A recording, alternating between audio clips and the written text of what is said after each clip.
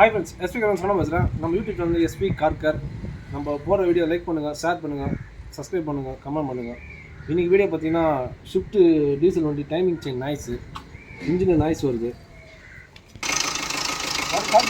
Noise தெரியும் உங்களுக்கு. கேள்வி பார்த்தீங்கன்னா சவுண்டு உங்களுக்கு ஒரு இன்ஜின்லேருந்து தனியாக ஒரு சவுண்டு என்ன கேட்குது பாருங்கள். இது ஆக்சுவலாக இது டைமிங் செயின் நாய்ஸு. நம்ம பிரித்து பார்த்தா தெரியும் உங்களுக்கு. நான் பிரிச்சுட்டு உங்களுக்கு வீடியோ போடுறேன் உங்களுக்கு.